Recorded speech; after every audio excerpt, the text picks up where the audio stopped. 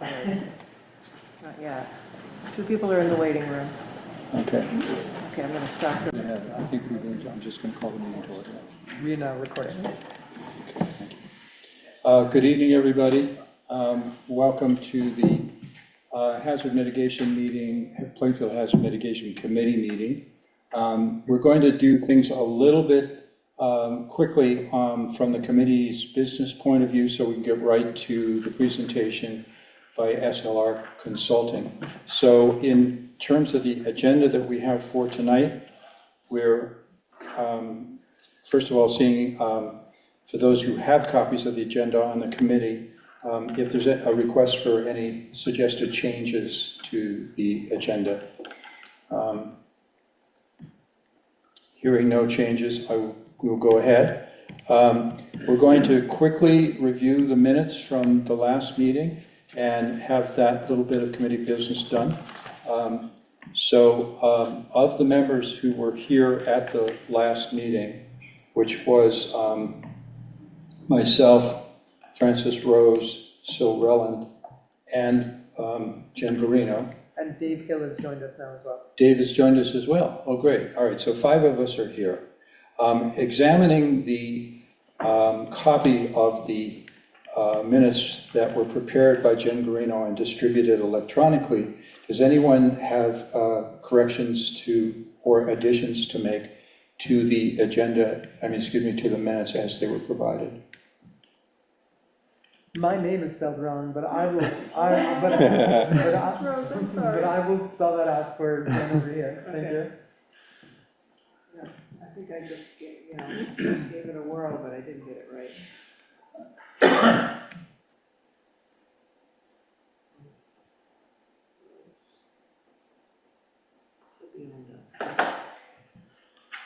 And I have one small change to make. In the 5th paragraph where it says Twinfield School is the header, it says Naismith Brook Bridge, which is actually not the correct name. It's a Naismith Brook Road Bridge. Okay. And then there's an extra T at the word bridge. Right. So those little typos together. There is a bridge over Naismith Brook uphill of the school, but we were talking about the one downhill from the school, which is the Naismith Brook Road Bridge over the Winooski. Any other changes? Do I hear a motion that the minutes be accepted as amended? Are you asking for a motion? Yeah. I'll motion that they be amended and approved. All right, and I second that. All in favor? Aye. Aye. All right, that is the last of the committee business that we'll do, except for some planning at the end of this meeting.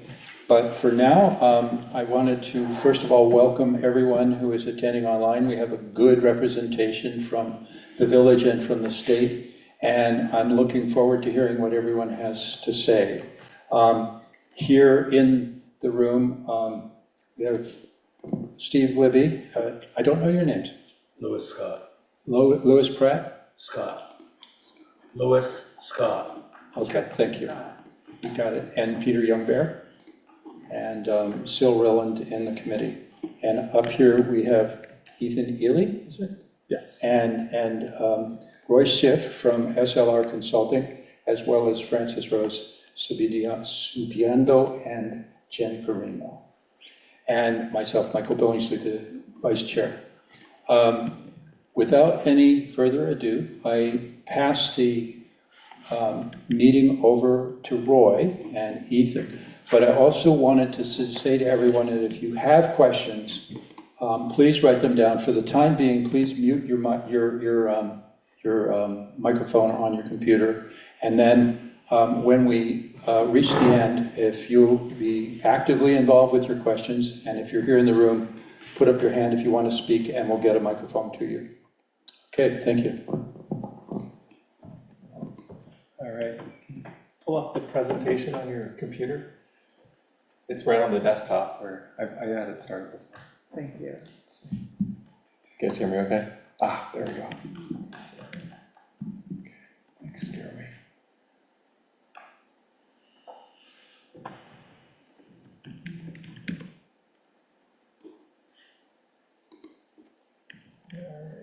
I think you start the slideshow, I can click it with this.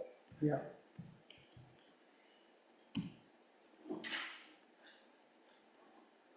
Excellent. Great, thank you so much.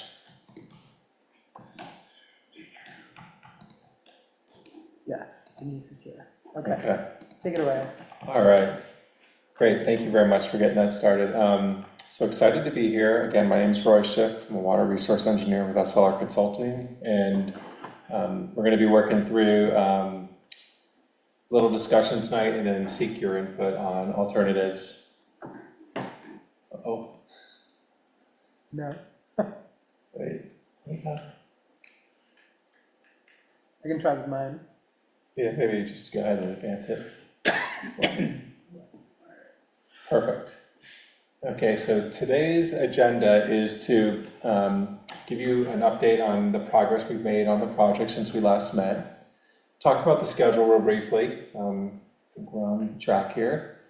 Ethan's going to give you some of the tidbits of things we're starting to learn from the hydrology and hydraulic modeling that he's been working on.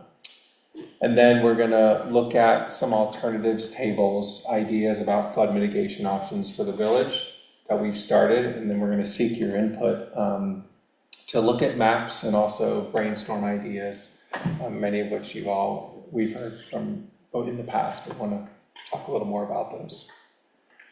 All right, we can do that. So quick summary, we've been collecting data. Our colleagues at Fitzgerald Environmental who are working with us on this project and another one in Marshfield have collected bridge data. We started to look at that.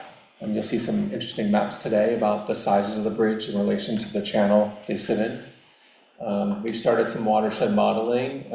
We have some interesting sub-watershed maps and then some initial model results of where flow comes out of the Great Brook watershed. And these are all very preliminary. We have some calibration work to do, but the trend should sort of hold. We've started some alternatives analysis work, thinking of many ideas that we can test in our modeling for reducing flooding. And one of the last things we haven't done is we haven't begun any concept design work just because we're still doing the modeling pieces. So these are the scope items for our project. Oh, no, it's not working. Might need your help there.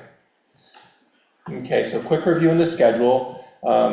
So we met on December 18th and we did some initial information exchange about hydrology and hydraulic models. Tonight, again, we're going to focus on alternatives. You can see the schedule up here. We're going to be working on this project through next November. We're sitting here February, March, still have some data collection tasks to do. If you remember, we are awaiting a really neat data set where a helicopter is going to fly up Great Brook and collect topography data and also bathymetry data. It will see through the water, the sensor, and colleagues out of Lindenville, Whiteout Solutions are going to do that. They tried to squeeze it in right before the snow, but it was so snowy early we missed the window. So as soon as the snow's off and the ice is out and the flows come down a little bit, there'll be a 1 or 2 hour flight up Great Brook, and we'll have this great data set to refine our models that we've started to assemble. I'm going to stop here and turn it over to Ethan to talk about some of the mapping and the modeling.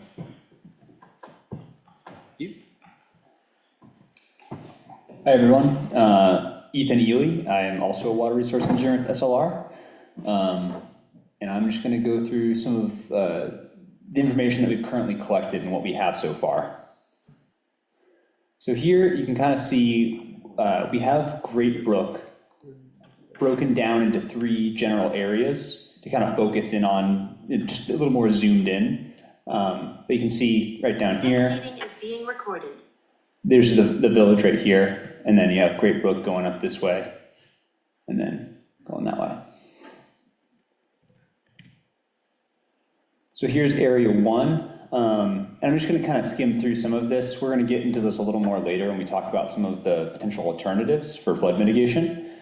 But you can see here, right, we have kind of some of the potential alternatives listed up in the corner here, and we kind of call out some of these bridges, right? These are all of our bridge crossings and culvert crossings along Great Brook and some of its tributaries.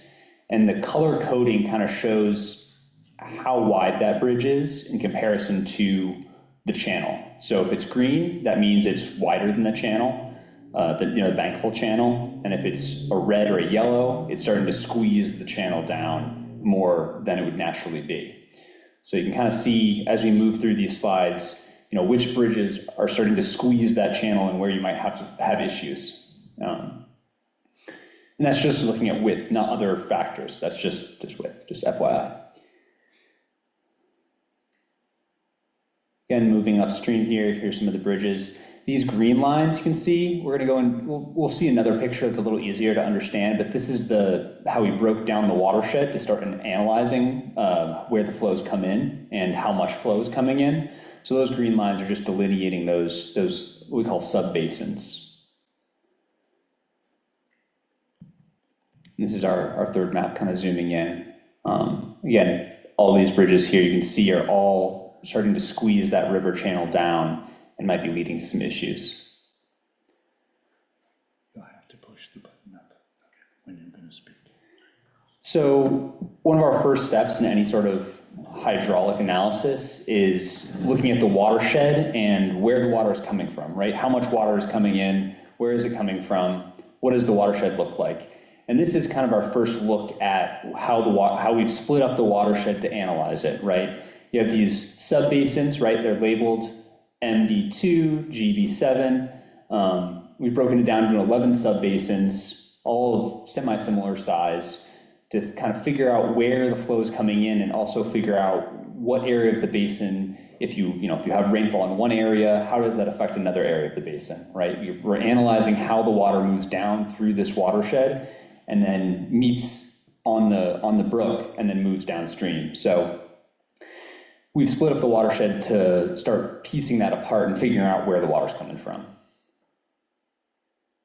Overall, the basin is about 14.4 square miles. So this is kind of a look at our initial hydrologic model, right? We've broken down, you saw the previous map with all the subbasins. This is showing a picture from the model, and each subbasin is modeled as a node, right? It's doing all these calculations on runoff and flows from certain nodes, and then it's routing that flow down through the watershed and figuring out how all of the different hydrographs, right, the flow over time are meeting up and combining to produce what we see, the flooding. What we've done so far is we've delineated the subbasins, right? We are starting to piece together this model, and it's called a HMS model by the Army Corps. And then we're calculating all those input parameters. So we've done that so far. Next steps are we're going to start calibrating the model. We have gauge data, so flow data, measurements from the river itself for certain floods, and we're going to use that to try to calibrate our model and make it fit reality, right? A model is just kind of a guess at what is happening in the watershed. We need some real data to say, all right, does this match, right? And then once we have that matching, then we can start playing with it and saying, well, what can we do to fix issues, right? So next step right now is to look at that gauge data and start calibrating our model. And then also adjusting, something called curve numbers. So that's just how much runoff leaves the land in our model. And then the rainfall distribution, kind of looking at, okay, if the rainfall hits here, how does that affect things? If the rain's more intense over a shorter period, how does that affect things? Those are kind of the next steps right now for this hydrologic model. Some initial results from our first modeling attempt, again, before calibration. Right, this map shows, it's a color-coded map showing where the flow is coming from and how much, right? We have up in the corner there, it says peak discharge, and that is in units of cubic feet per second per square mile. So it's divided by the area. And the green, right, that's less flow coming from that watershed per area. And then the yellow is a little bit more, red or orange is more intense. So you have more runoff being produced by the areas per square mile in the red areas. And this is just a first look at it. Oh, goodness. At kind of where the flows are coming from. This doesn't really show you how they combine. This is just looking at the individual subbasins, the individual sections, saying like, all right, well, what sort of peak flow do we get from that one section? From this, we're gonna look at, okay, how do these combine to form the floodwaters that we see? But this is just a first look, kind of giving you some taste of what we're starting to look at. Ooh, too fast. That data is going to feed into a hydraulic model, HEC-RAS, Army Corps of Engineer again. And what we're doing is we've put together a model, so it's a 2D model, it's two-dimensional, and it's looking at how the water moves down, how fast. We can look at depths, we can look at water surface elevations, we can calculate how bridges affect those water surface elevations, how constrictions in the channel affect how the flow moves through Great Brook. So this is what we do to actually see, like, where is the flooding happening. You can see here, this map is showing that grid of cells, that 2D grid, and you can see already, like, this is just a model of a 2-year storm, so right, it's a pretty common storm, and how that flow is moving through the watershed. You can see the little channels, right, from the blue of the water moving through. There's Great Brook moving to the up to the north there, meeting the Winooski just at the top. And so this is a picture of the model and what we're using to figure out where there are issues, where there are constrictions, where's the leaf water leaving the channel, where is it fast, where is that velocity picking up and causing issues. So this is, we've put together the initial kind of skeleton of the model, and then as we keep going here, we're going to continue adding to it. We still have to add in a lot of the bridge and culvert data, and again, calibrate with those gauges. So look at the gauges, look at the pictures from the flooding from the past and say, okay, does this match that?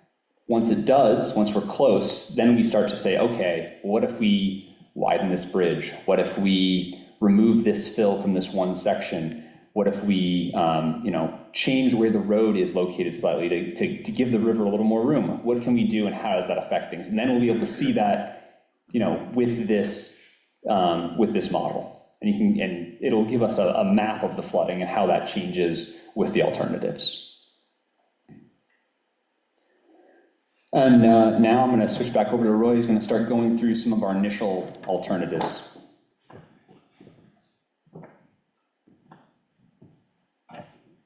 Okay. This table is a little hard to see, but I just wanted to show you some of the things we think about when we come up with an idea for an alternative. In my view, like, alternatives analysis is kind of the heart of an engineer's work, to think of ideas and test those ideas. It's a little bit blocked here, but this says risk reduction, whether it's local or extended, buildings, and this refers to whether it reduces the flood depth or it reduces erosion, and you get both of those along Great Brook. A lot of erosion damages on Brook Road and around the structures, but you also get inundation flooding, particularly near Great Brook when it hits the village and hits the backwatering of the Winooski River. Would you pause for one moment? Of while course. we do a tech check? Daniel says models aren't being displayed, just participants, and one highlighted green square of the hall. Oh, okay. I mean, the note at the top here says, we are screen sharing. Can I ask anybody else online, are you seeing the presentation, or is there? Yes, we are seeing it. Great. Okay, I'm not. I'm just seeing. Yeah, I can see it. All I see is a bearded young man with a black T-shirt on, smiling. Might be me. Yeah, it is you. I see the presentation. Okay, great, Daniel, thank you. Thank you all. And maybe we can Could you pull tell me slides, how- or there'll be a recording and you'll be able to see it, unfortunately. Roy, can I ask for a clarification? Of course, yeah. Hydrology and hydraulic. Yeah, I was going to mention that. Okay. Let's go back a quick second here. Oops. Maybe. Would you be able to go Francis, back could a you few help me slides? go back a Yeah, couple yeah. slides? Maybe to the one that says hydrology? Yeah, maybe go to perfect. Oops, right here is good. Start here. So the idea of this map is, this is the setup for a hydrologic model, which means how much water is coming off the land during a rain event and getting into the channels. Okay, so you have these sub-watersheds Ethan described that are all different colors, and let's say an inch of rain falls on that, it runs off the ground, and then it works its way into these blue lines, and that at each most downstream point of these sub-watersheds, you get a flow rate. How many cubic feet per second? So when a flood happens and you're down in the village, all of these sub-watersheds add up and they create a downstream flow rate. Could be 1,000, 2,000 cubic feet per second of water. And a hydrology model determines what that flow rate is. And that's a function of the land cover. If it's forested, if the land's flatter, you get less water. And if it's impervious or paved, or there's no forest land, that no trees take up the water, you get more runoff off the watershed. And the nice part of a hydrology model is you can create scenarios. You could implement your zoning rules across the whole watershed and see how the water changes, or you could reforest the entire watershed and watch how the outflow of that watershed changes. And then there's a timing element of the water. So as each flow comes out of the watershed, they either stack up perfectly, or sometimes, ideally, they're spread out a little so they don't all create a really tall peak downstream. So that's part one, the hydrology model of creating how much flow comes out of the watersheds. Okay, then we'll go, and this is a schematic of what the model looks like. And these models are the industry standard models that people use, as Ethan mentioned, by the Army Corps of Engineers. So this sub-watershed map, which is reality, turns into this stick figure, which is a model. And then this is the initial result. And I wouldn't give this too much weight other than the fact that you have the forested headwaters that produce less water per square mile of watershed. Then you have mixed land use in the middle that produces a medium amount. And then you have an area down by the village and upstream where the land's been converted a little more. There's also streets and roads and buildings, and that leads to really rapid runoff in the lower watershed. And again, this is not calibrated, but just an initial look. So our first step for us is set up the models, then we improve our data, calibrate it, and then we're off and running on the alternatives work. Sounds good. Roy, can I ask a clarification? Sure. Ethan used the word gauge. Yeah. Are there physical gauges in the channel? Yeah. Are you talking about Yeah, digital? so there are no physical gauges on the channel. However, George, Lori, and others have done periods of gauging. So we actually have really valuable flood data at the downstream end of the watershed that did record some flood peaks. University of Vermont did some indirect discharge measurements from the 24 flooding. So we actually have some real data that are vital to calibrate this model, and we will use those data. The other thing we have is, thanks to all of the citizen scientists in this watershed, we have a pretty good rain gauge network that we can use to help feed into the hydrology model. So the thing we didn't mention was this is our first trial essay. A storm comes across the whole watershed, dumps 2 inches of rain on it. We know in reality, sometimes that's not the way a flood works. There's higher elevations up in the top of the watershed. Sometimes the rains park up in the upper watershed.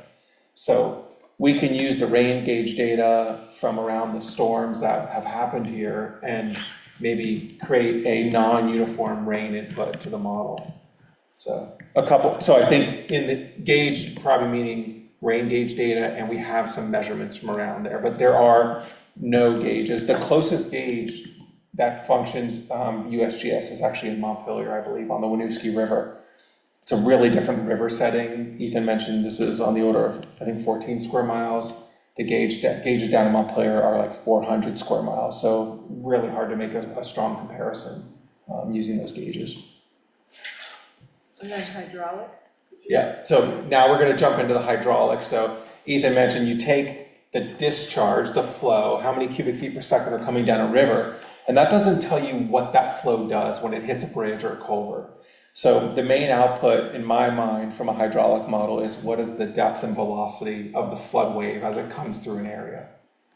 And this is a really neat first look at the model. This is as Ethan mentioned, a two-dimensional model. So in a bird's eye view, you have an X and a Y, and these little cells have the hydraulic calculations, and they tell you in each little cell what the depth of water is and how fast it's moving. So you can really get a nice view of how the water moves across the watershed and then comes down these channels. And then the key is really putting in all the bridges, all the obstructions in the channel. We can simulate debris blocking portions. We've seen all these structures blocked with debris, so we can simulate that in our model. And then we start to test our alternatives. And what we'll do is say, let's see if I go back. I mean, I really love these maps. Here's the structures in the upper watershed that shows that many of the upper structures, a lot of which were clogged, a lot of which were damaged in the floods, don't fit the channel they sit in. Our standard for structures, bridges and culverts is you have to be 100% of the bankfull dimension in the channel, meaning they fit a 2-year flood through them comfortably. The reds are 53 to 75% of that channel.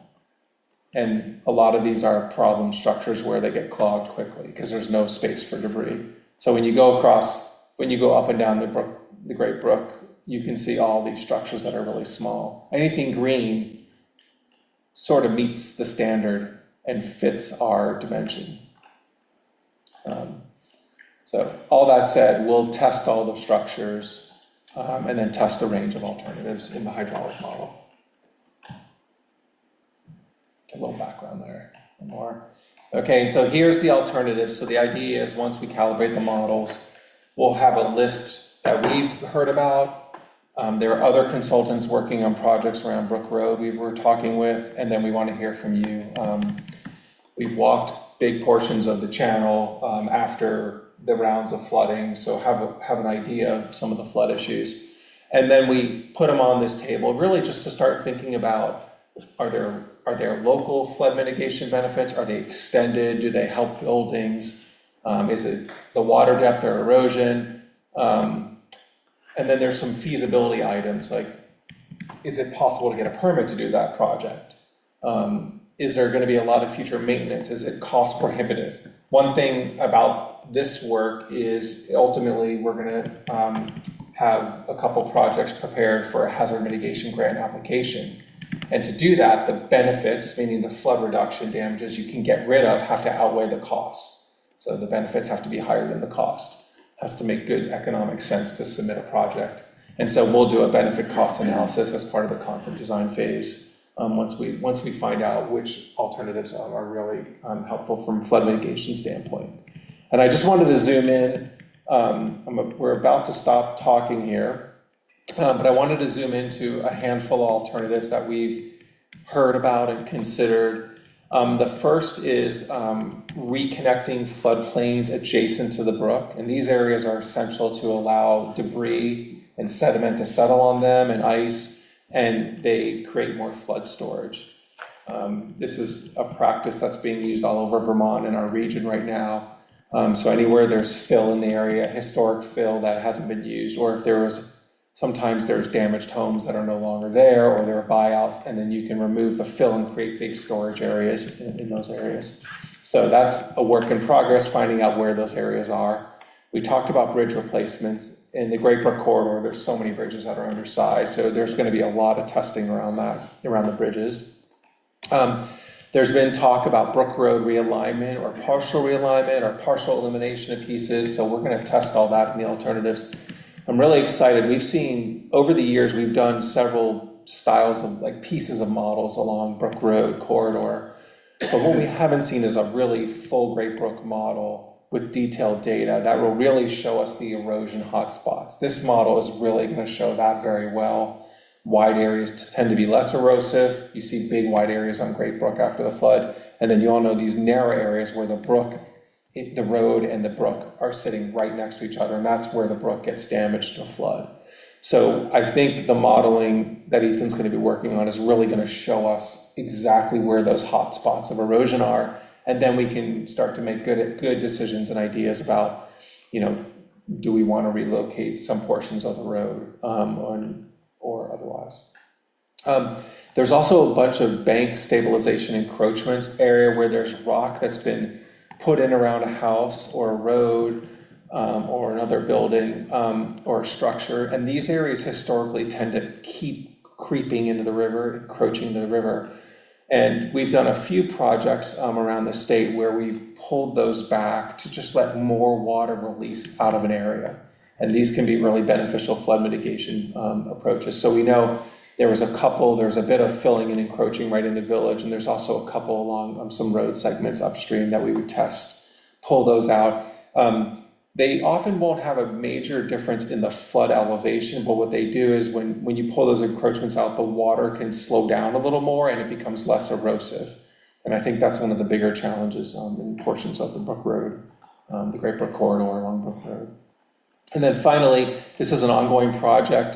Friends of Lanuski has been working with the town and others, Old Batchelder Dam removal. We actually have a model simulation of it, but maybe with this model, we might run a simulation of pulling that dam down and seeing what some of the benefits are.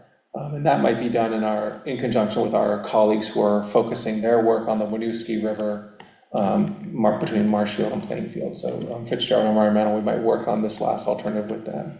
And that's just kind of gives you a little bit of a flavor of the style of alternatives that we're talking with.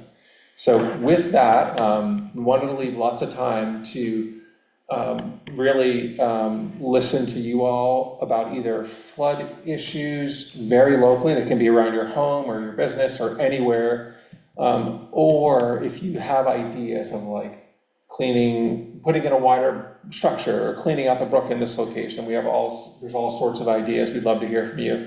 And we did a little bit of this our first meeting, and we got some great comments.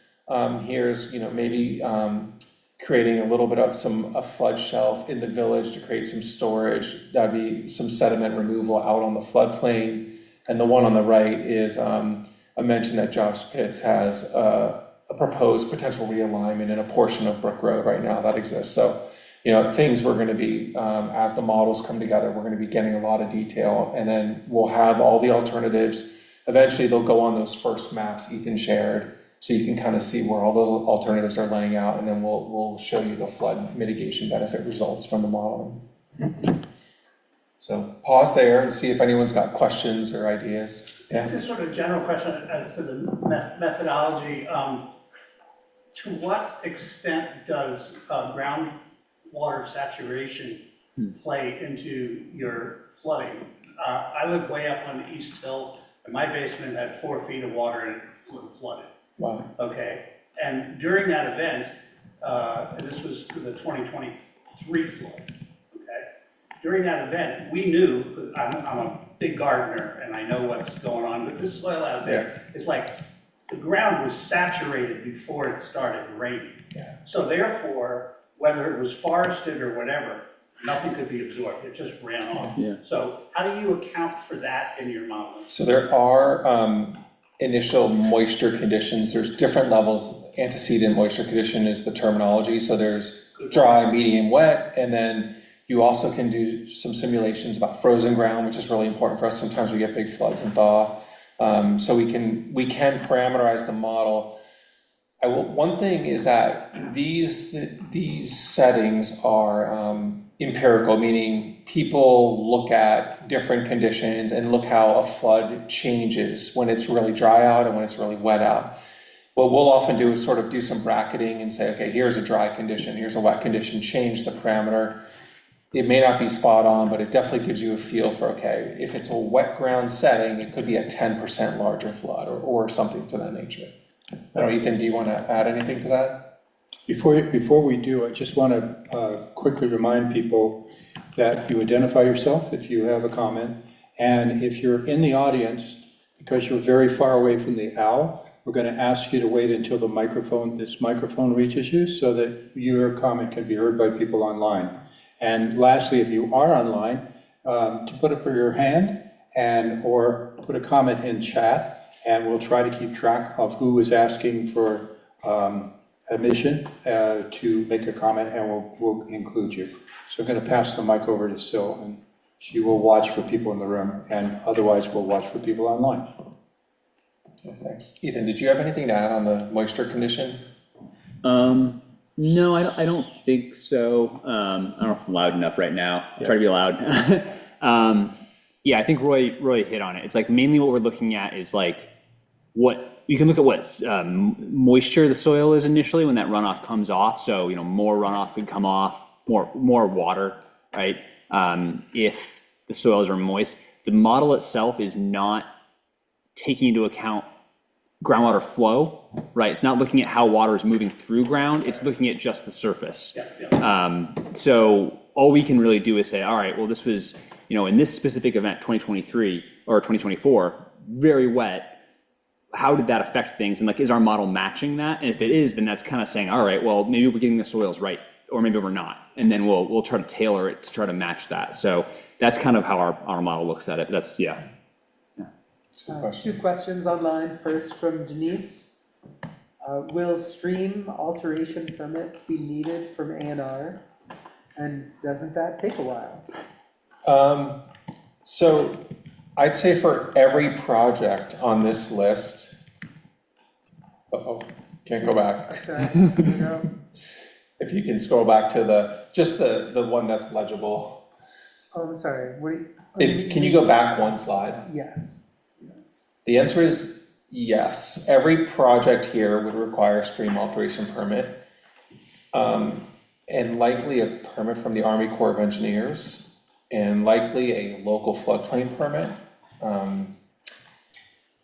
I would say of all of those, the local permit's probably the quickest, and the second quickest is the stream alteration permit. It's actually quite quick to get a state permit for stream alteration, especially when it's flood mitigation work.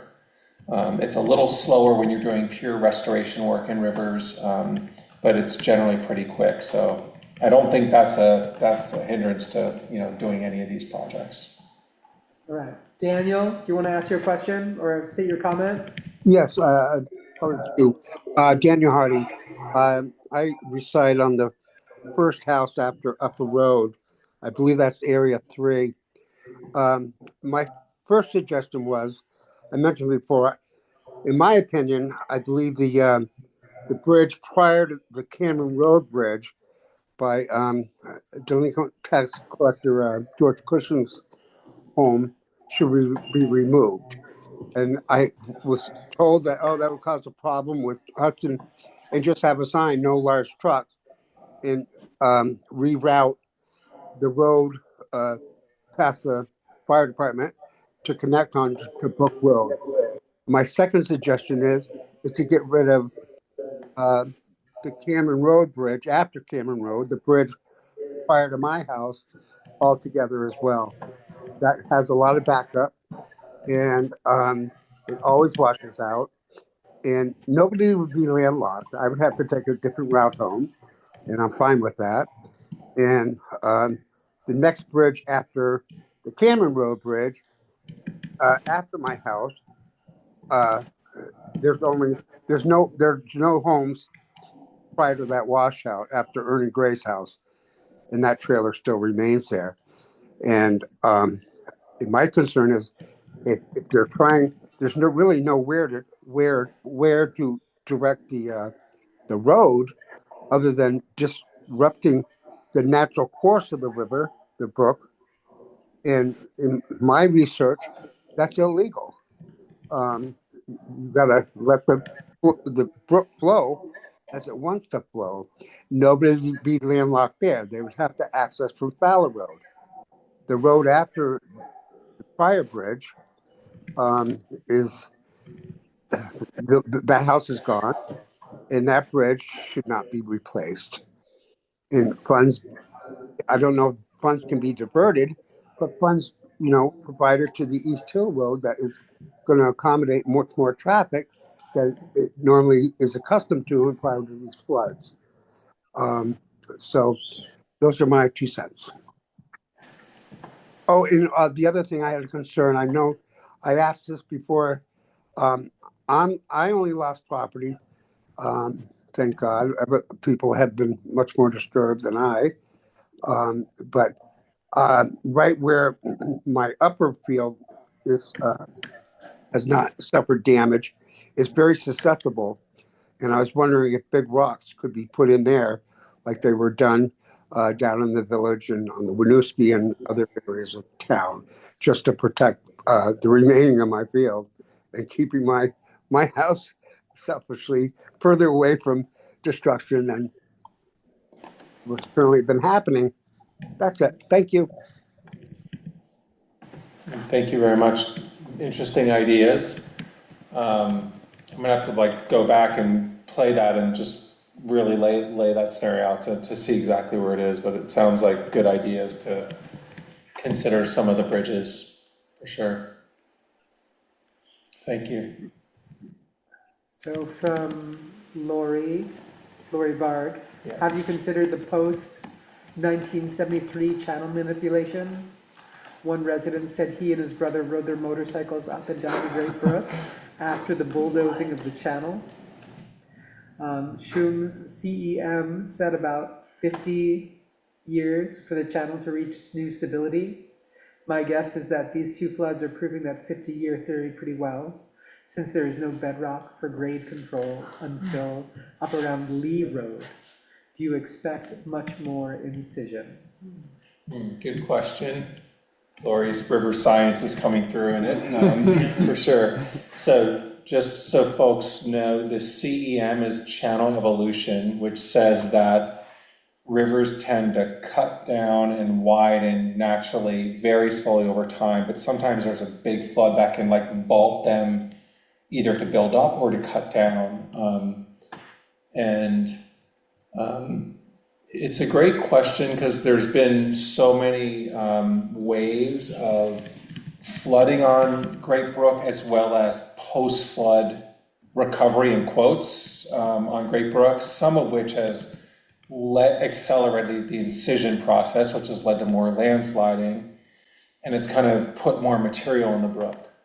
I guess I'd have to think a little more about the channel evolution stage. I'm sort of thinking back to walking long sections. I walked a couple miles of the brook right after 24, and there were some areas that cut down in the channel and you saw blue clay coming out that was not there before, and then you saw some areas that built up. So there were some big changes along the brook, the corridor, and I think you are going to see the channel cutting down through some of those big deposits in some areas. We did see pretty quickly sediment moving right after the flood. You saw small waves of sediment as little storms came and pushed some of that sediment through there, and some cutting down. We also saw aggradation in some areas, the building up of some of those really heavily down cut areas. So I think after the big flood, when you have wide areas and narrow areas, you get kind of up and down undulations on the bed, and then over time they kind of get smoothed over, and you kind of work back in this 50-year cycle that Lori's mentioning. So I guess just some thoughts. I'd have to think about that a little more and think about how really our focus is flood mitigation, and how some of the encroachments, some of the rock work sort of inhibit and alter the pace of that channel evolution stage. And ironically, this links back to the previous question about stream alteration, because we won't get a permit to lock the channel in place. We'll get a permit to protect things, but the state has an equilibrium principle in their stream alteration permit that says you're not supposed to lock the channels in this erosive state, because it just leads to more cost to management over the long term. So all that said, we'll think about, as we think through these alternatives, we'll try to think about the channel evolution stage and what's going on in the geomorphic setting of Great Brook. And we'll certainly look at Lori and George's work. They did an assessment and ranked the geomorphic, the stage of channel evolution, and we can look at that when we start doing our field work in spring. We'll revisit that in more detail.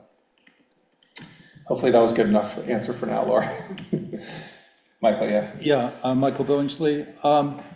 When I look at this map as an example, the pale blue seems to define a river corridor in which the river potentially could meander over the course of 50 years in the context of what you just said. All of those roadways that are in that area that's called the river corridor are in areas where the river would potentially want to meander. And according to what I hear you say about the state's preferences for the future of rivers and brooks, the idea is you never constrain a brook, you give it opportunities to move more fully in its floodplain or across the corridor. So how do planners of roads, and knowing that you have a road that washed out like Brook Road, how do they navigate this state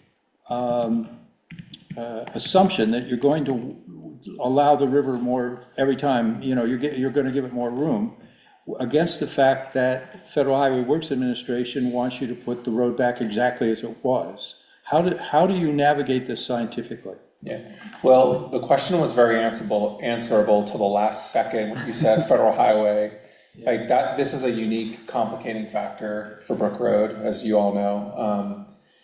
I think, I always say that we've encroached on the rivers historically. That's kind of been the way we've all lived on the landscape. And now we're finding we need to start backing away in spots. And Vermont has been a leader in tying their permits to giving the river's corridors. Because if in Tropical Storm Irene, I'm just going to digress for 1 second. The governor and all the secretaries are like, can you predict where flood damages happen, where many of our roads around the state were washed away in 2011? And so we started doing a lot of analysis, and what we found was all you had to do was map in each segment of a river corridor how much road was in there. And if you got over like 10 to 20% in these 1 mile segments, you could almost predict where the damages were.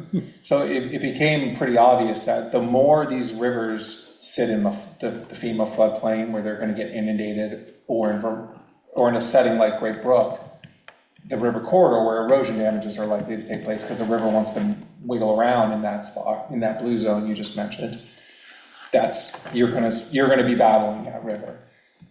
Now, I wouldn't say that every position of the road in the corridor is the same. There are things on the back edge of river corridors that kind of sweep by, and things on the front edge that get destroyed all the time. And if you look at some of the overlap of Brook Road and the Great Brook, like you all know that there are a couple big damage spots right in here, right, where the two come really close together, the corridor gets narrow, and that's where the brooks failed several times. It's where it failed in 24. And then there's actually wider spots here where, yeah, you're on the back edge, maybe it nicks a little bit of the corridor here, it crosses the whole thing, here you're far away. So there is a balance. There's a way to sort of start backing away. A lot of the settings, either here in Plainfield or other villages, like you can't just give up everything, there'll be nothing left. So we use the modeling tools to say, okay, if we back away in this portion and change the structure, do we lower the velocities and protect that infrastructure a little more? And that's kind of the art of this analysis. That's really what we're gonna do, is test out those combinations where we can reduce the risk. Are you going to eliminate it unless you're out of the corridor? No. In the long term, there's residual risk. Now, I still will throw that monkey wrench in. With the Federal Highway Works Administration, they must know this river science. They must know not only the strength of the argument that you're making, and the fact that the state of Vermont is not unusual in asking that watersheds expand and that rivers be given more room. Why do they resist? Could I? Sure. Peter Youngbear. Federal Highways has taken that back.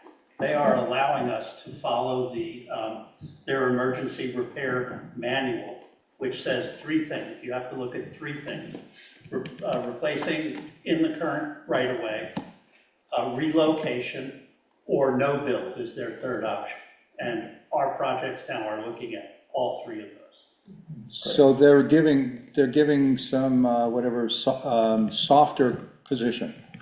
Then. Yes, yeah, this was as a result of our reaching out to our congressional delegation and Okay. them putting pressure on and calling a large online meeting between V-Trans, Federal Highways, our contractors, et cetera. Okay, well, that's helpful, because I did not know how that resolved. I knew that that meeting was going to occur, but I Oh, didn't know yes.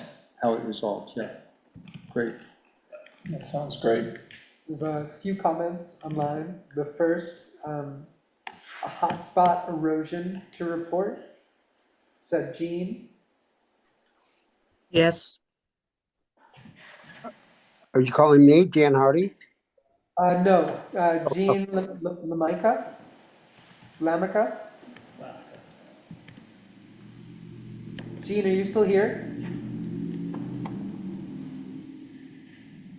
Is she muted? Gene? We can't hear you. Can you hear me now? Yeah. Yes. There we go. Yes. Yeah, the hotspot, I have reported it to Josh Pitts because I found it before the snow. But it's between Louis Scott's property. I live at 1175 Brook Road next to the canyon. It's between his property and 1246 property, which is gone. And when you're walking and you look under the road, there's a huge, like, tunneled out.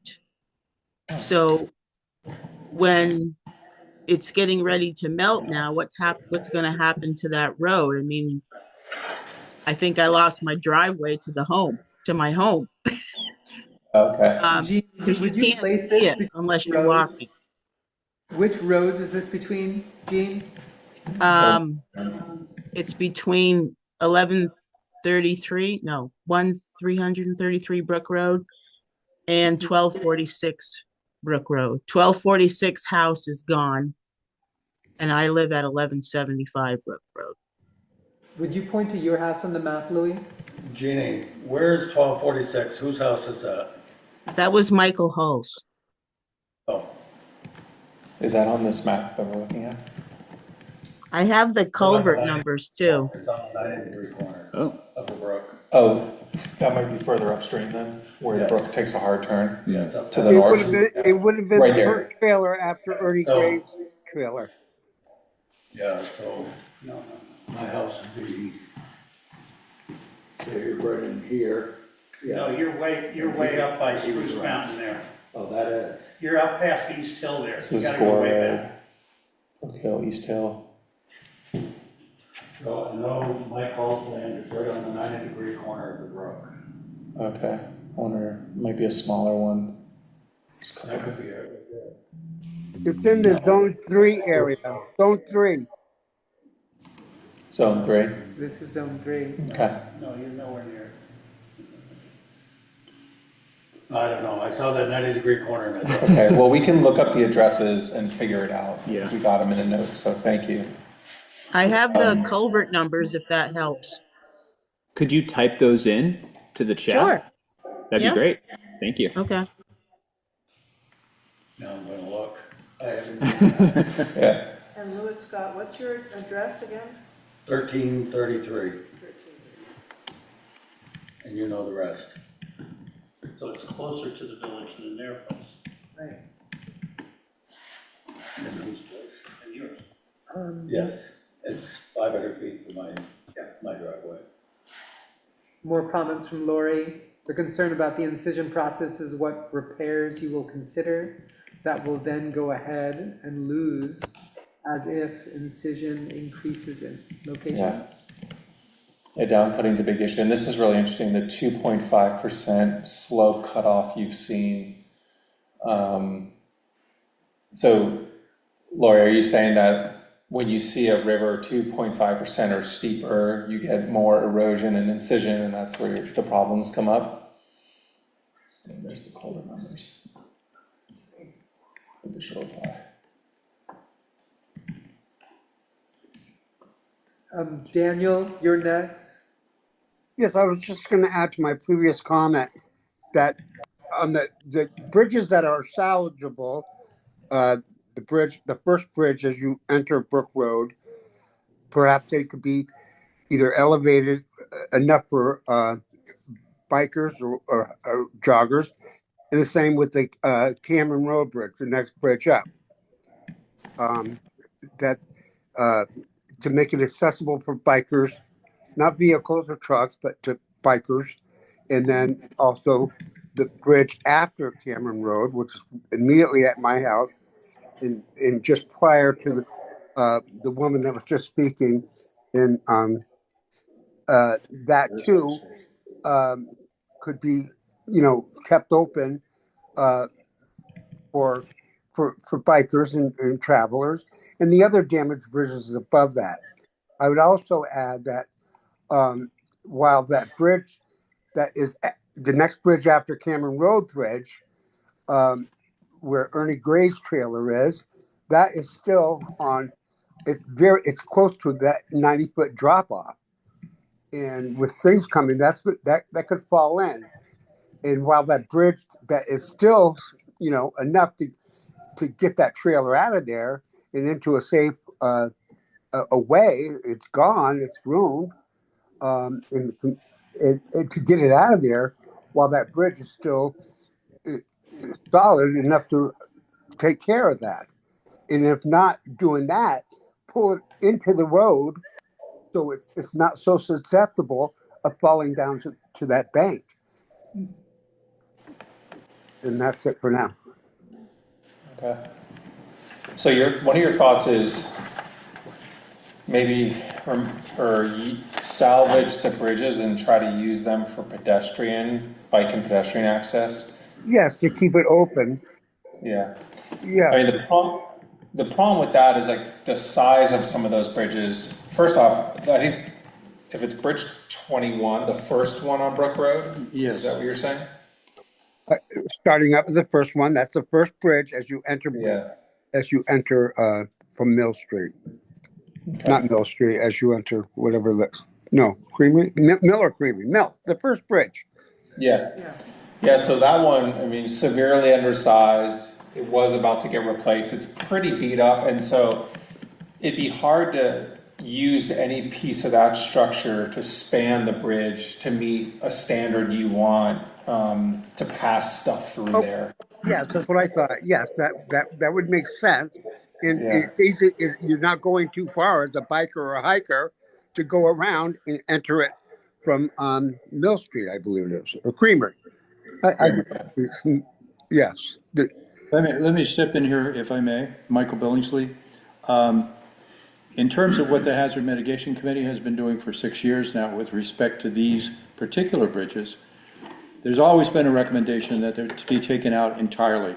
In other words, that the bridge number 21 not be used at all. The problem with that is that whatever corridor is chosen, even with the realignment of the Brook Road, that you've got to get there with a tractor trailer. That's basically one of the things an 18-wheeler needs to be able to make the transition from Route 2 on one end to Route 302 at the other end. And the corner of Creamery and Brook is too sharp and narrow for a tractor trailer to easily turn there. So typically they go out the Mill Street until they reach the Brook Road intersection and then cross Bridge 21. In other words, Bridge 21 is an essential part of the picture. That's why Bridge 21 is presently in redesign. Not just the Mill Street Bridge, but the Brook Road Bridge is in redesign with the intention of being much bigger, spanning much more of the brook so that there's more room underneath of it for big floods, and also to continue to accommodate traffic. The alternative of taking out that bridge was considered when we were looking at the post-flood buyouts in August, September, and October of 2024, and did consider taking it out all the way and putting in a footbridge. And there was, in fact, drawings of the so-called village park that would be created with all the buyout properties removed, where a recreation trail would go over a footbridge at that location where the Brook Road Bridge 21 is now. And yet that would not be feasible if we were to meet the financial requirements that come with rebuilding that route between Route 2 and Route 302. I maybe said that in too complicated a way, but I hope it's clear. Well, Bridge 21 would be the first bridge. You're counting all the way up from where the bridges start in Blainfield and coming down to the village with your numbers of bridges? The one that's closest that you mentioned to George Cushing's house, yes. Okay, that would be bridge number what I was referring to. That is Yeah. 21, yes. Okay. And then what about Cameron? And Well, there's Cameron, and then there's the next bridge after Cameron, after my house, and then that huge Grand Canyon where the course of the brook is following through. That is where the brook is, where the road was. what I suggest, Daniel, is that you talk with our road commissioner. As they talk about the realignment, they are considering whether or not to skip those bridges and replace the road position, Brook Road being in a different place where it won't need to use those bridges. But that, again, is also going to be affected by this study that Roy and SLR are doing in terms of how little or how much we can count on a bridge we have used to be usable in the future. Well, in that scenario, I would believe that you would have to reroute the traffic for those big rigs completely, currently where it's going to East Montpelier. Well, not East Hill. necessarily I'm sorry to interrupt you. The word realignment has been used several times here, and let me make it more clear what that word means. Where the Brook Road has been historically could potentially be replaced by a different road. I think Alan Firen was the first person who proposed this back in the 1970s.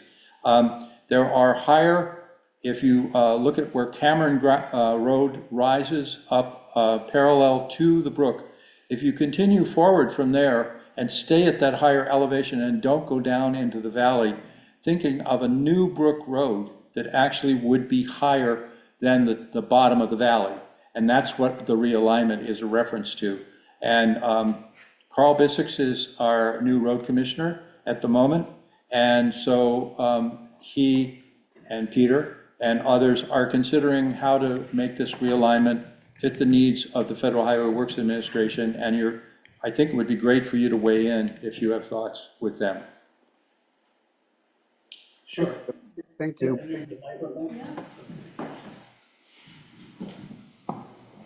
Yeah, Peter Young, Bear Select Board. As a matter of fact, earlier this afternoon, we had a conference call with the municipal project manager on that section, on this very thing. And where we are at in the stage there is about 2 steps behind the Mill Street Bridge and the Bridge 21 that we were just talking about. At last week's select board meeting, we decided not to pursue any improvements on that first washout, where just after Creamery Street, where the riprap is along there, because that seems to be operating right now fine. And if there is another flood, it's going to wash away anyway. So we're not going to repair it now with the limited federal highway dollars that are available to us. But the next stretch there, and this is where Federal Highways backed away from their initial requirement that we treat it as 4 separate projects, and we now can treat it as one, and we can do all 3 analyses, the no build, the stay where you are, and the relocate. Today we went through the process of reviewing and scoring the statements of qualifications, and I'm not going to get into all the acronyms that they use here, but tomorrow the RFP is going out to 2 firms, VHB and Du Bois and King, just so you know who you're talking to. And if you read what they sent us, they each sent us, like 65 pages of this, that, and the other, but a lot of it is reflective of your presentation here, which is looking at the soils. Lori Barg's question about incision and her observation that it's mostly alluvial up until you hit bedrock at the upper end and whatnot. Yeah, you know, a lot of the reasons those bridges washed out was the scouring, because they were not attached to bedrock. And so when you are designing there, that will, you know, be of necessity what you have to do if you decide to build, rebuild there. And many of those bridges, as your colored dots show, really are reflective, and these two firms are both very well aware of, you know, how the span is undersized in places and what that means in terms of the flow. So, Peter, but that's where we are. so these RFPs that are, the RFP that went out, and you have two firms considering. The RFPs are supposed to go out tomorrow. So what are we asking for a proposal from these people? Those three options and their timetables. For all the bridges on the road? This is for the next section, which is Bridge 12, 23, 24, and the Grand Canyon washouts. So basically you're talking about, it's about a 2-mile stretch in roughly. None of the other bridges further up in the bedrock will be considered. Those have been, Federal Highways has said, and the town has said, we're not going to do anything because there's not money to do it. So we're asking them to make a proposal for how they might address these two areas. They have to follow the Federal Highway Emergency Repair Manual, which says you do the analysis on, in the current right-of-way, relocation, or no build. Those are the requirements. I think it would be really helpful for us to meet with those consultants, or the consultants working on the road, because there's going to be some data overlap, and this model would be really viable to their work, although it's going to be, you know, it's really going to come together after the spring flight and we finish the modeling. So it'd be good to talk with them, and even just to think about the alternatives and know exactly where they're working and what, and because those alternatives are part of this. Yeah, and they're well aware that you're here doing this, and that SLR is involved here, and we'll try to coordinate as much as possible. That'd be great. We certainly want that to happen. We do have to keep to the Federal Highway timetable if we want the 90% match for these projects, because even the 10% match is more than the town budget. So, you know, the level of financing that's going to be required on this will probably require bonding in the future for the town. So.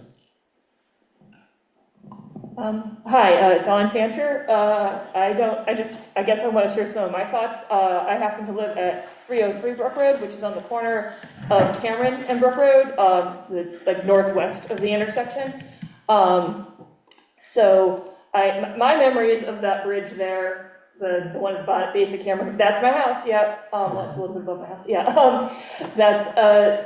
My memories of that is that I've only lived here since 2007, but I only remember that bridge being taken out of commission by a flood in 24, a little nicked in 23. It's sketchy, that's for sure. I can see it from my kitchen, at least in the summer, at least in the winter.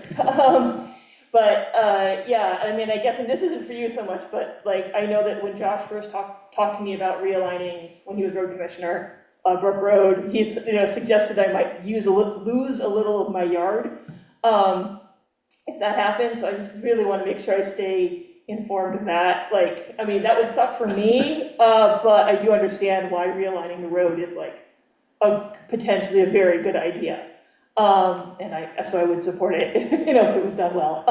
Anyway, yes, I just wanted to share those things. And also just on like a completely different level, like, I can see like that whole area at the base of Cameron Road, and also like across the street from me, and just seeing all the silt that got built up in 23 and 24, much more than previous floods in that corner by Cameron Road, like, that's kind of like across, where that big like hook there is, and also, right in there. Yeah, and then also like across the brook from 270, the house that washed away, Just seeing those fields of silt that like, just watching it, like it's been like, over a whole year and like pretty nothing is growing there, So I don't know, I wondered if those were like good candidates for some restoration there, because it's just these fields of nothing, kind of depressing.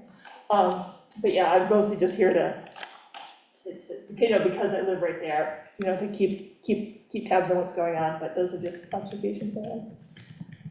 Sounds good, thank you. Another question from Denise Wheeler. Will these projects involve any properties awaiting FEMA buyout? If yes, does that have to happen first?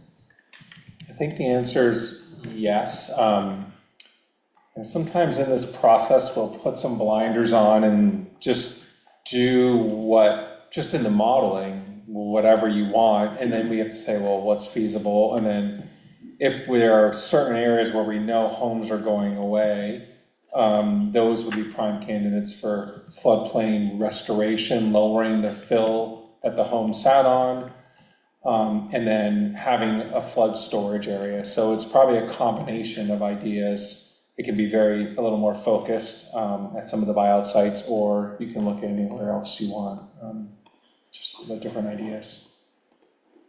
Michael Billingsley, with regard to the buyouts, I think I asked this question last time, and forgive me if I'm asking it twice in a row, but with the buyout properties, there is attached to that some non-alteration kinds of clauses which the town is signing off on and saying basically in perpetuity, these properties will be left unmanipulated and allowed to return to the floodplain. Does that prevent improving floodplain access for the brook? In other words, does it stop you from doing that? No, I mean, most of it says no improved properties or structures. And the FEMA clause, I think it also says something along the lines, it has to remain open space. So if you're lowering that down to allow more frequent flooding on that open space, that's allowable. Okay, great.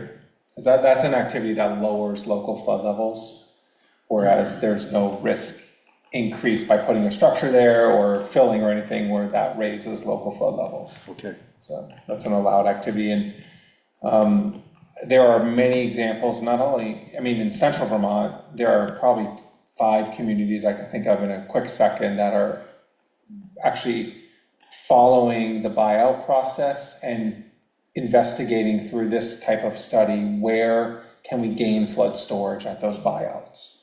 Because a lot of those houses were, there was either rock around them or they were filled and then the house was put on them. So you can take that historic fill away and even right in a village setting, create like a little local flood park like they did in Northfield, Dog River, yeah. A lot of different areas. I was going to use the Northfield Dog River Park as an example. Yeah. I grew up in Northfield and lived in the floodplain. And so I kind of know the advantages of doing what was done. And I believe in some cases they did lower the area that had been filled so that the river has more room to meander and move in the center of the village, and hence reduces the amount of flooding elsewhere. Okay. Yeah. There's a question of concern. Why would we destroy that intact forest and ecological habitat for new road? Seems you already have plenty of existing roads that could serve that same purpose you described. Lori adding, check George's maps, official maps. Some of that realignment might be on erodible sands. Clarion Canyon, Yeah. Yeah, so a lot has to go into an assessment of where you'd put a road if you want to move it. There's a lot there. It's not just pick up a spot anywhere and lay a road down there, for sure, so. And I would offer that, Brook Road is unique, and the reason that it has hamstrung so much of the town is because there aren't other roads that do what it does, and the loss of it, is tremendous in its significance and impact on the town. Yeah. I really appreciate that comment. But you have to also, like, when we live in a spot and that road's been there for a very long time, like you get accustomed to it, and sometimes you see a change somewhere, whether it's a new bridge or something, you're like, wow, we should have, like, that's a really good change. So the trick is to finding like the silver, like the project that like, this is gonna work well, we can reuse a piece of a road that exists or create a little bit of a new road, and then it'll all come together. I mean, and then the issue I see is that with the increases in rainfall, we're kind of in a little bit of a new realm now, where we could start seeing these kind of floods a little more frequently. So it's almost like making that change, you know, at some point you got to make some changes to like make sure you can live safely around a brook like this, in my view. One more comment. This is Francis Rose on the select board. You know, the cost of the rebuild of the Brook Road is so tremendous, and the town is responsible for, it depends on a lot of things, but say 10% of the cost of the rebuild on Brook Road, which it's even 10%. It's like our annual budget, you know, puts a dent in what's needed. And so we know these storms are coming. We know these storms will repeat. And so to throw money into the maw of the brook, only to have the Brook Road in the same place washed away again and again, it is not a wise investment from a town administrative point of view. Thank you. Yeah, it's a good comment.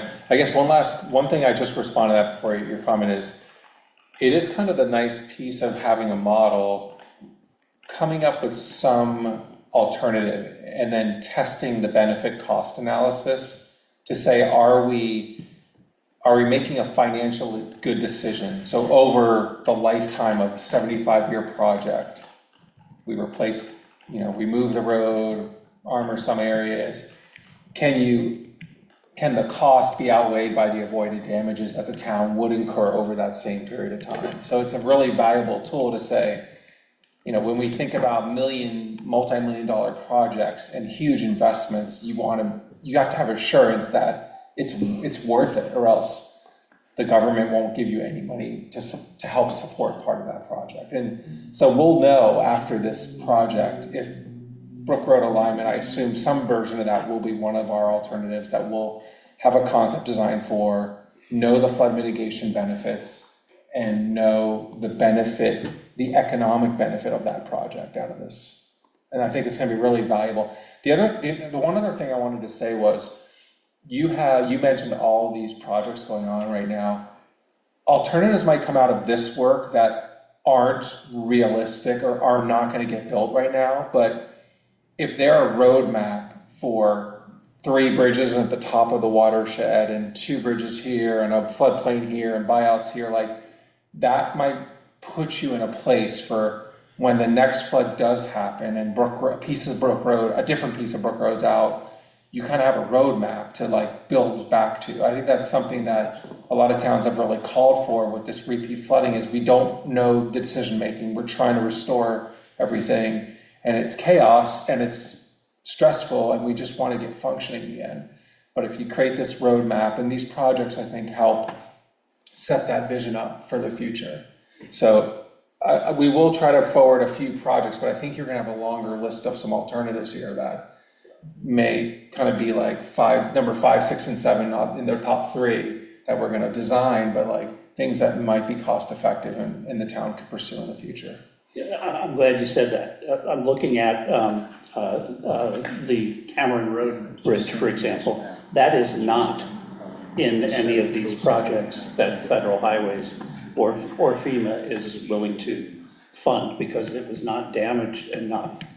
However, it probably will be in the next big flood. So, you know, to the extent that, you know, this study can shed light on that, that might be the place where, geez, if we only have to come up with 10% match next time and federal highways will participate.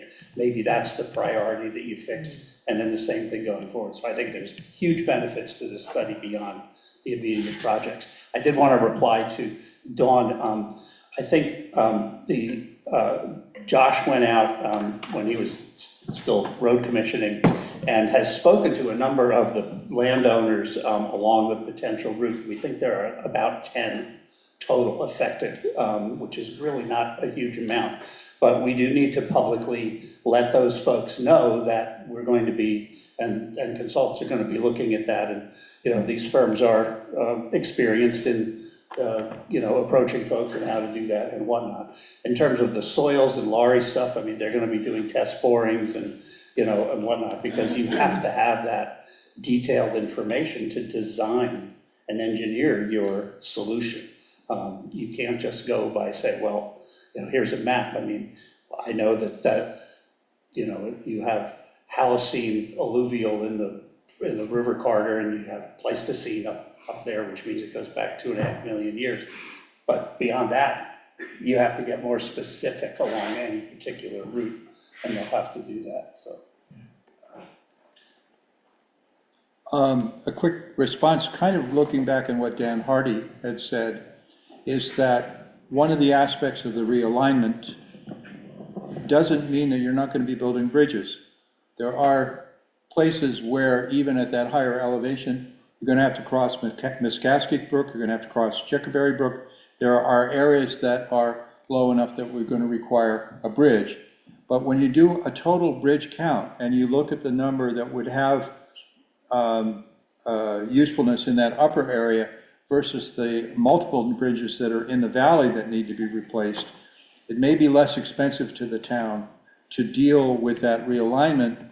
And that's one of the reasons where benefit cost analysis works out in favor of the realignment, because not only you're not having to rebuild over and over again a well-documented set of repairs that have to be done periodically every time there's a lot of water in the brook, but you're also actually maintaining fewer bridges. And that could end up being very much in favor of a realignment. Yeah. Lori, I have a question. Jen Guarino. It's just occurring to me that there are so many variables here because, you know, there's a long section of that brook that is problematic for the road and vice versa. The road is problematic for the brook. And, you know, Du Bois and King may come forward with a proposal that says do this, this, and that. But each of these things will impact the other things. And upstream will affect downstream. So, you know, how do you tease out all the variables that could be presented? So I'll start, maybe Ethan, you can chime in here. This question is how the extent of the model, maybe if we go back to the index map one back. Yeah, and it's cut off on the screen because of the comments, but this question came up because we wanted to hit all these bridges and run one model and see how the depth and velocity change going up and down the whole brook, how it relates to the homes there, the river corridor. So we'll have this kind of unifying tool to explore all that. I suspect that depending on the timing of all these projects, we'll have all the proposed bridges that these consultants will be designing, and we'll stick them in the model before they're built, if they're ahead of us. And if they're not, we kind of know the principles of the river and the sizing based on the channel, and we'll try to do that. We'll also run a model that takes out every bridge to show you what it looks like when there are no structures on Great Brook, as an exercise just to see like natural hydraulics in the brook. But what about, you know, if there's a proposal to rebuild floodplain in a particular place? You know, so there are the bridges, there are, you know, potential for reconstructing floodplains. You know, it just seems like, and I guess you guys have tools for this. I'm just feeling like, whoa, this is a... Yeah, I mean, the projects, if they can interact, and And the way the modeling will be able to show that if we put a hydrograph in there and a floodplain storage can shift the hydrograph a little bit, and then the peaks start to misalign, and that actually creates like lower flood peaks. So that is one of the tools that these models do to sort of see how projects interact. Yeah. So I think even though we might be asking for a bridge or a floodplain, we'll probably have like some combination alternatives where we throw them all in there and see how the local flood levels change and if there's any attenuation, meaning the ultimate flood peak that comes down into the village is lower because of all of these projects. So you'll want to know the full picture of what. We're gonna look, that's our job. We're not, like, it sounds like the consultants have like a mile or what, some sections of the road.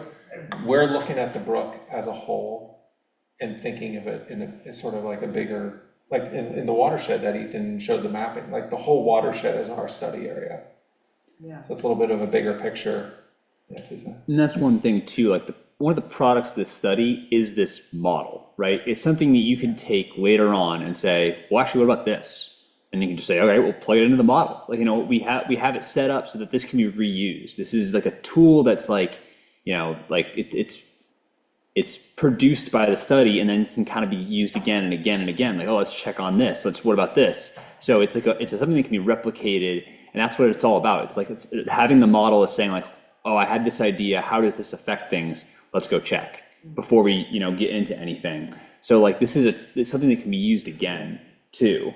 And it does. The way we're doing this is different than other models that we've done in the past, right? With FEMA models, they're done in a way that kind of looks at like water surface. It kind of focuses on water surface and how that changes very linearly, right? This model is because it's two-dimensional, and because it's looking at the full range of flow that happens in a flood.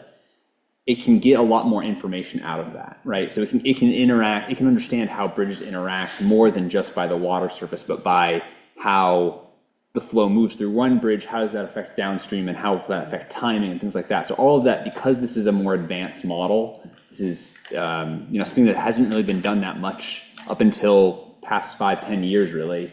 People haven't really been doing this sort of model. So like we're getting more information out of it, we can do more with it.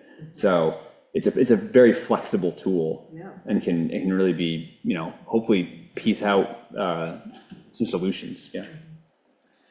So will we know how to work with it? Will we in the town know how to work with it? Or- Probably not, but Yeah. if you decided down the road that this bridge has an issue, you need to update it, you could give the model to the person, the consultant evaluating the bridge, and they would be able to quickly use it. I'm going to step in briefly here and just say that in our agenda, we're close to the end, and we could take like one other question. There are two questions Two online. questions waiting online, okay. Toby has had hand raised for a while, and Nancy Harrison Okay. asked questions also. Toby had his hand raised first. Well, in terms of like process, I wanted to just check with you, Roy.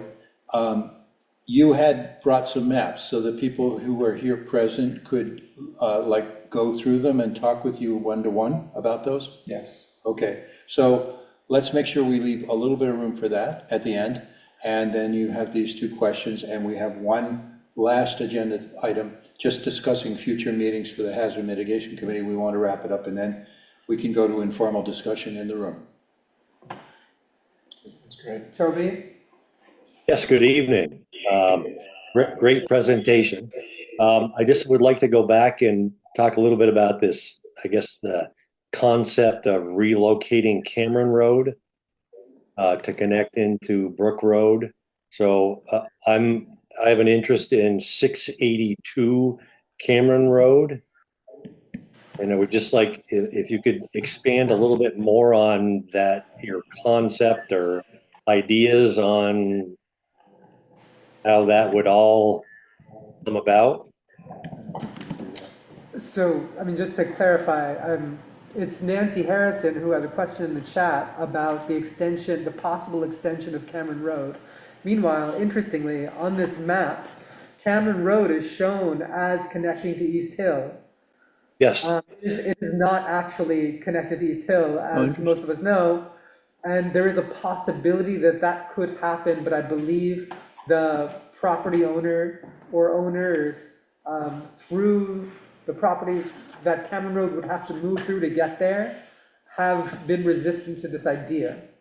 But meanwhile, to Nancy's point, it would provide another way out into the village other than going down toward the brook. right. Can I clarify? This is Scotty Harrison. Can I clarify Please. the question that I raised about Cameron Road? I'm talking about where Cameron Road attaches to the Brook Road currently, right Okay. where Dawn is and Town Garage. I just would like attention to the fact that that area washes out completely in the last several floods. And, we didn't have access to our home on Cameron Road for several days. So um, if there's talk about using Cameron Road, it seems that where that road is right now is not a viable place at the base where it attaches to East Hill is not a viable place vis-a-vis where it is in relationship to the brook, because the brook right there makes a really sharp turn and it hits the bank and it completely washes it out, and huge amounts of debris and gets stuck there, and huge amounts of rocks and fill have been needed to rebuild that road twice in the last. Yeah, that wasn't I have a 93-year-old relative that lives at 682 Cameron Road and who had worked for almost 30 years for the road department, and I'm familiar with that. But I thought what Peter Youngbear was talking about, or somebody, was that you're talking about relocating it across property to connect back on to Brook Road further I think up. I think we have slightly different things we're talking about here. Okay, I want to hear your question. I think is different. Mine's more to the bottom of the hill, and you're at the top of the hill there where Lindell is. Um, yeah, and my suggestion my observation was simply that in a flood, there is not access to Cameron Road.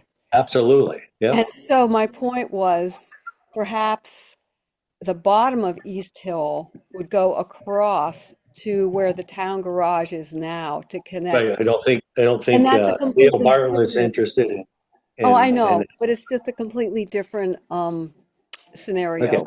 I just would like attention brought to the fact that where Cameron Road attaches to the brook right now is a very It's unflood. a terrible spot. Yep. It's a terrible Yep. Yeah. spot vis-a-vis floods, and that should be Yep. before anyone thinks about putting a road up Cameron Road, that they should know that that washes out all the time. Yep. That's It's Yeah. a terrible. It's a terrible spot. Yep. so that Okay. was my point. Thank you for letting me speak it. Thanks for the comment. Can I speak briefly to that? Just the question that was raised. We have historically known that our town garage gets cut off from the village because that road that Scotty's referring to, the portion of Cameron, become impassable. In typical flood conditions, it's pretty quick to go. So there is a separate discussion about whether or not a secondary exit for Cameron Road could occur at the top end where it connects right now with a Woods Road to East Hill Road. That's a complicated topic which involves specific property owners and whether or not they're comfortable with that solution. So that's one thing we can't resolve tonight. The other part, which is what would that realignment look like? Whose properties would be crossed? What would the kinds of agreements or lack of agreements be like? That's been a multi-month process started by Josh Pitts, our former road commissioner, and very far from being figured out. And so we can't actually say, what is that realignment going to look like? Because it's really something that is a lot of one-to-one discussions. Yeah. No, I understand. I understand that this is the preliminary, and these are thoughts and ideas. I'm just trying to get some clarification because obviously. Well, I'm hoping, Toby, that you will be, your family and your relative will be engaged in that discussion. These are the kind of things we do want everybody to know about and to participate in. Thank you. And a great presentation. And And tough questions and no easy answers. Thank you. Yeah, Peter Youngman. It's not turned on, Peter. Relies on. Slide that switch up. There you go. You got Is it. that it? Okay. Peter Youngbeer. And just in terms of the question of potentially connecting at the top, as Michael just pointed out, that's a completely separate discussion than realignment. Federal highways would not participate in that because that's an internal town discussion. So that has nothing to do with the projects along the Brook Road and potential relocation. So I just wanted to make that clear. I mean, I think I might have said this, but one thing we're really excited to see is the real problem areas. Like we've seen a couple spots fail over the last 5 years on Brook Road. So with the modeling, I think we'll be able to really inform this conversation of exactly where you'd want to connect and avoid. And then comes the hard work of like finding a path that's suitable and landowner acceptable and all that. So we'll work on it on the hydraulic side, and then probably try to talk with Josh and others who have thought about a couple alignments just to have some ideas in our head. Any other questions? Yes, I have a question. Dan Hardy here. Go ahead, Dan. Yes, well, going, Carl, back what you said about the land grade above Cameron Road. I would think, I'm not a soil scientist, but I believe the soil is much more suitable than the sand that is currently along all of Brook Road.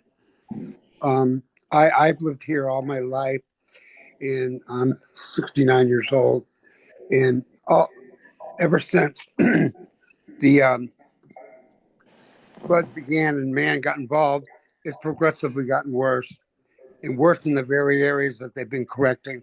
That's been periodically without any scientific studies, just in living here and observation. Now, my question is, going back to realignment, my understanding, as I mentioned before, and this is my question, they can't realign the brook. And the only area of the brook that's in question is after the bridge, the next bridge after Cameron Road, as you go up Brook Road, that is a canyon. And the brook is directly in the path of where where the road was. And that is all sand based, and the erosion is everywhere. So doesn't the realignment have to be in concert, in agreement of what, not altering the current flow of the brook? And that gap.